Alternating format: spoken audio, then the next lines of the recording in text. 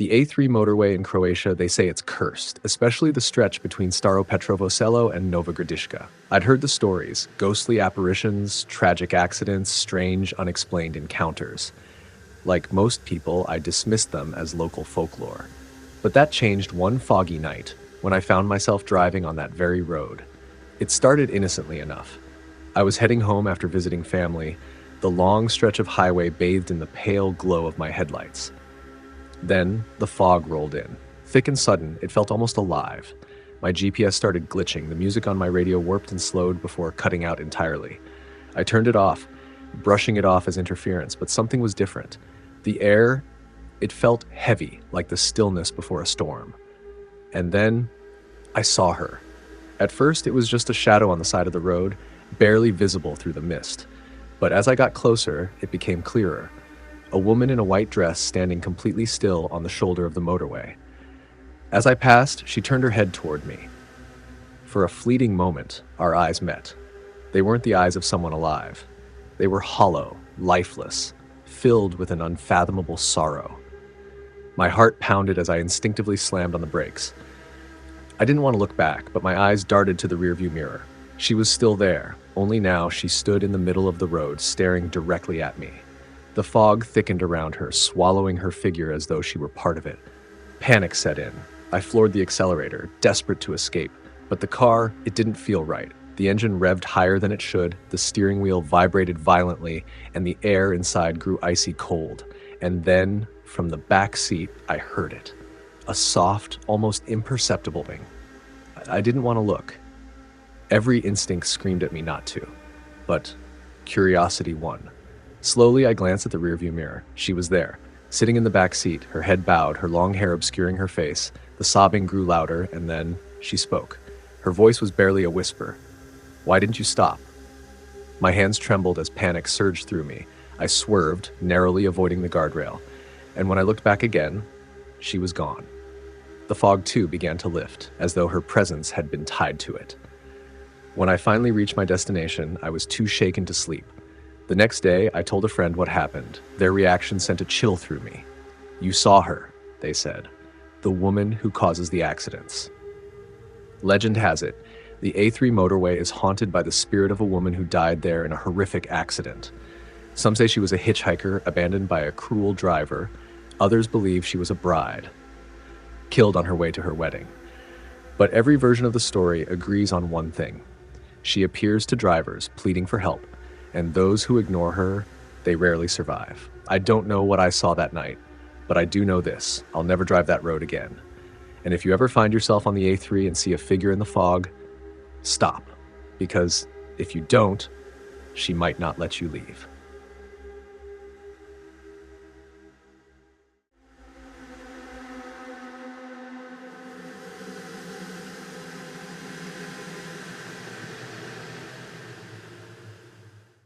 For as long as I can remember, the Belchen Tunnel has been a part of local legend. They say it's haunted by a woman in white, a spectral figure tied to a tragedy no one can fully explain. I had always dismissed these stories as superstition. That was until I experienced it for myself. It was early December, and I was driving along the A2 motorway late at night, heading toward Basel. The roads were slick from melted snow, and the air carried the sharp chill of winter. As I approached the Belchen Tunnel, a strange sense of unease settled over me. It wasn't the first time I'd driven through the tunnel, but something about it felt different that night. The entrance loomed ahead, its harsh yellow lights flickering faintly. I remember telling myself it was just faulty wiring, but deep down, I couldn't shake the feeling that I was being watched. About halfway through the tunnel, I spotted her, a woman standing on the shoulder of the road. She wore a simple white dress, tattered at the edges, and her long, dark hair hung limply around her shoulders. At first, I thought she might be a hitchhiker, but something about her presence felt unnatural. She was barefoot, standing perfectly still, and her head was tilted slightly downward as though she were lost in thought. I slowed the car, my curiosity outweighing my fear. Rolling down the window, I called out, "Do you need help?" She didn't answer. Instead, she raised her head slowly and looked straight at me. Her eyes were pale, almost translucent, and her face was devoid of emotion. Then, in a voice so faint I could barely hear it, she said, "You shouldn't be here." Her words sent a chill down my spine. I hesitated, unsure whether to stay or leave, but in the split second it took for me to decide, she vanished. One moment she was there, and the next, she was gone, as though she had never been there at all. My heart raced as I rolled up the window and drove away as fast as I could. It wasn't until I spoke to a local historian that I began to piece together what I had experienced. According to him, the White Lady of Belchen is more than just a ghost. She's a warning. Stories of her appearances date back to the early 1960s, shortly after the tunnel was constructed. Witnesses describe her as a woman in white who appears to drivers and tells them to turn back or leave the tunnel. Strangely, many of these sightings occurred just days before fatal accidents. The most famous account happened in the 1980s when two businessmen claimed to have picked her up as a hitchhiker. She sat silently in the back seat until they exited the tunnel, at which point she reportedly whispered, "You're safe now," and vanished into thin air. Investigations into her origin have uncovered little, but some believe she was a victim of a car crash during the tunnel's construction. Others think she might be tied to the land itself, a spirit protecting travelers from dangers they cannot see. The more I learned, the more unsettled I became. Was she trying to warn me that night? Was there something ahead on the road I needed to avoid? Or was her appearance a sign that something darker lingered in the tunnel's shadows? Even now, I can't drive through the Belchen Tunnel without feeling her presence. The air inside is heavy, almost suffocating, as though the tunnel itself holds its breath. And sometimes, just sometimes, I think I catch a glimpse of her in my peripheral vision, a flash of white against the darkness.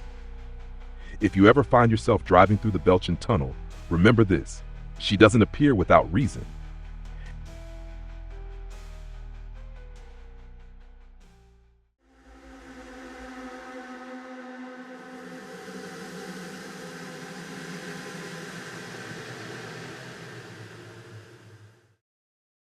I had always dismissed the tales of the N240 highway, the stories of a ghostly pilgrim wandering its winding roads.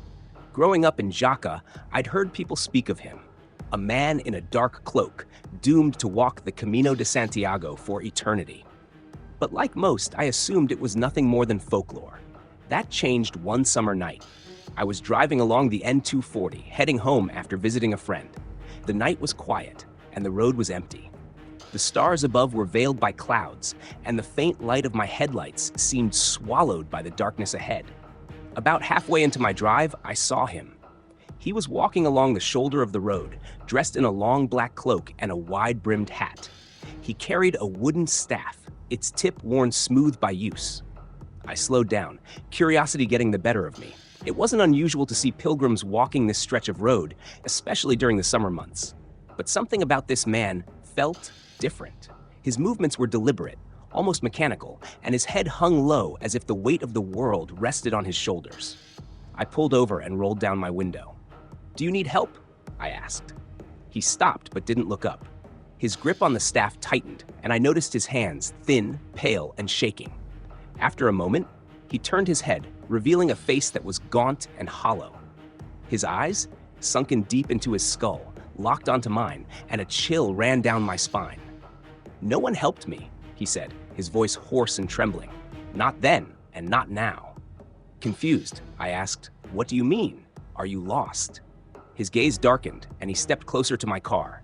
"Do you know what it feels like to die alone, calling for help that never comes?" His words sent a wave of dread through me. Before I could respond, he raised a hand and pointed to the distance. "It happened there," he whispered. "At the bend." I followed his gesture, but there was nothing ahead except the empty road. When I turned back, he was gone. My heart raced as I frantically looked around, but the man had vanished as if swallowed by the darkness. Unable to shake the encounter, I drove to the bend he had pointed to. There, I pulled over and stepped out of my car. The night was eerily still, and the air felt heavy. On the side of the road, half hidden by overgrown grass, I saw it. A small, weathered cross. Flowers, long wilted, lay scattered at its base. Carved into the wood were the words, "In memory of Santiago, who walked alone." The pieces began to fall into place. Santiago had been a pilgrim walking the Camino de Santiago decades ago. According to local legend, he had been struck by a car on this very road. The driver never stopped, and Santiago's body was found hours later, his staff broken beside him.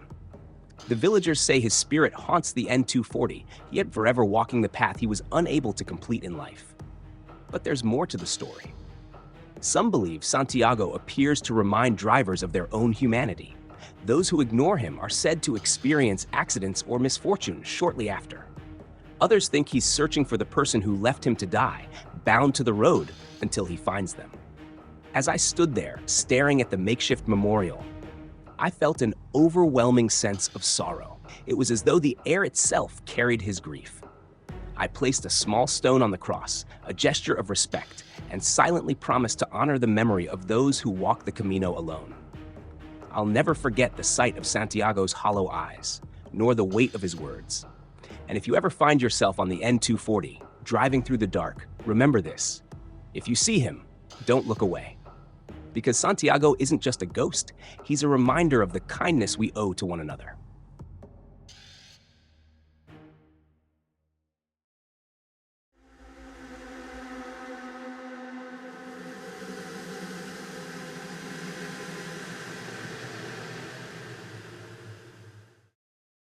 The road to La Mussara, known as the T704, has always been shrouded in mystery. Locals in Catalonia warn against travelling there at night, recounting tales of strange fogs, sudden vanishings, and eerie encounters. Most dismiss it as folklore, but I know better now. It happened last summer when I decided to visit La Mussara on a whim. I had heard about the abandoned village, a place left to ruin in the 1950s, and its reputation as a hotspot for the paranormal. The skeptic in me dismissed the stories as exaggerated. After all, ghost stories are just ghost stories, right? I set out in the early evening, thinking I'd have enough daylight to explore before heading back. The drive along the T704 was uneventful at first, with the golden sun setting behind the hills. But as I climbed higher into the mountains, a dense fog rolled in, seemingly out of nowhere.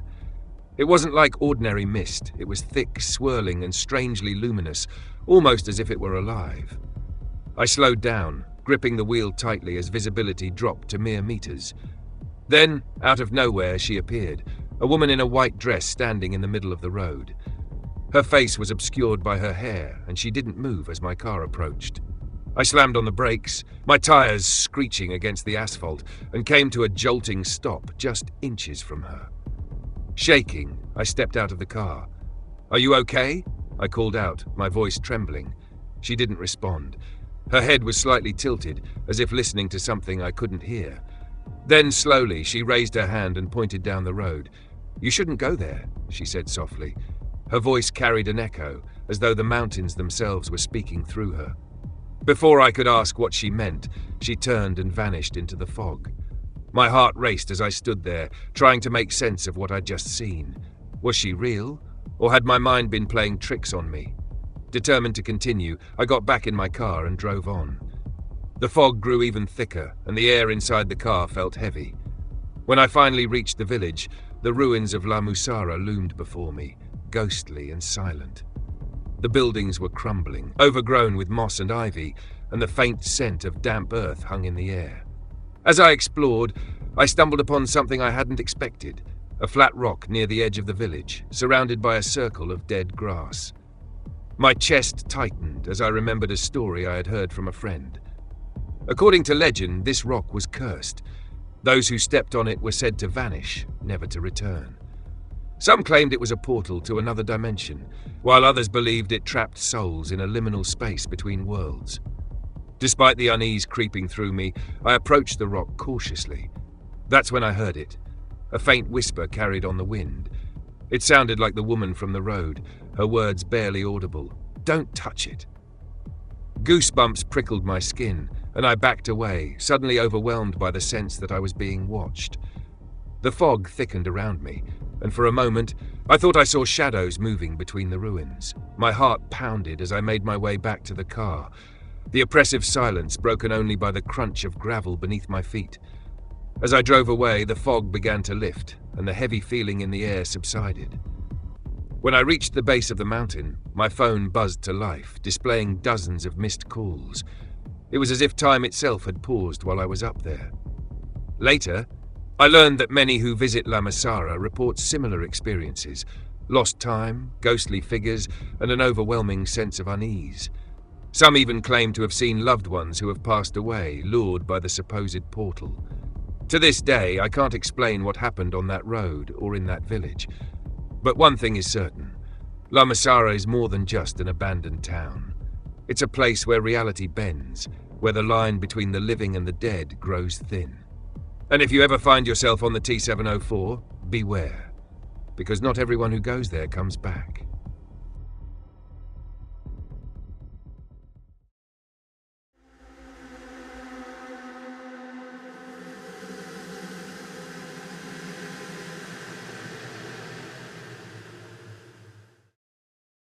The Kjölur Route is not for the faint of heart.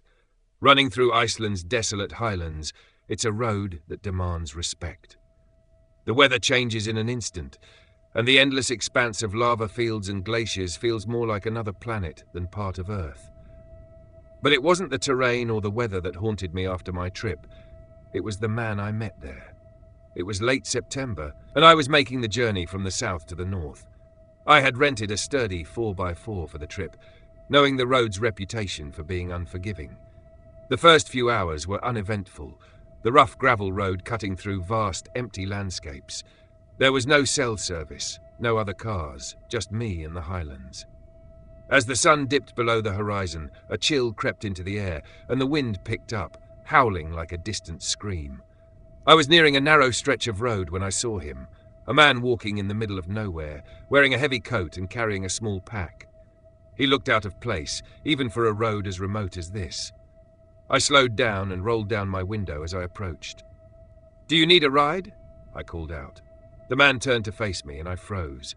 His face was pale and drawn, as if he hadn't seen the sun in years. His eyes, dark and sunken, seemed almost lifeless. He nodded silently and climbed into the passenger seat without a word. As I started driving again, I tried to make conversation. "What are you doing out here?" I asked, glancing at him. He didn't answer at first, just stared straight ahead. Finally, he spoke, his voice hoarse and barely above a whisper. I was heading home. Something about his tone sent a chill down my spine. "Home? Where's that?" I asked. "Reykholt," he said. Reykholt was miles away, and I couldn't fathom why anyone would be walking this road alone, especially at night. I wanted to press further, but the air in the car felt heavy, almost suffocating, and a strange unease settled over me. I focused on the road, trying to shake the feeling. After a few minutes, he broke the silence. "You shouldn't have stopped," he said, his voice lower now. "They don't like it when you stop." "What do you mean?" I asked, my hands tightening on the wheel. "They're always watching." He muttered, his gaze shifting to the side mirror.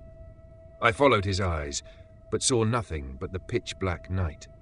The next moment, the temperature in the car plummeted and my breath fogged the windshield. A loud thud came from the roof of the car, as if something had landed on it. My heart raced as I gripped the wheel tighter, my knuckles white. "What was that?" I whispered, but the man didn't respond. He was gone. The passenger seat was empty. Panicking, I pulled over and stepped out into the freezing wind. There was no sign of the man anywhere, and the only sound was the howling wind and my own ragged breathing. Shaking, I got back into the car and drove as fast as I could, not daring to stop until I reached the next town. When I told a local about what had happened, their face went pale. "You met him," they said, "the frozen traveller." They explained that the Kjölur Route was once used by farmers and traders, many of whom perished in sudden snowstorms. One of the most infamous stories was about a man who froze to death while trying to return to his family in Reykholt. His spirit, they said, still wanders the road, seeking a way home. I don't know what I encountered that night, but I haven't been able to shake the memory. The Kjölur Route is more than just a road. It's a place where the past lingers, where the spirits of the lost still wander. And if you ever find yourself driving through Iceland's highlands, remember this. Some travelers never make it home, but that doesn't mean they stop trying.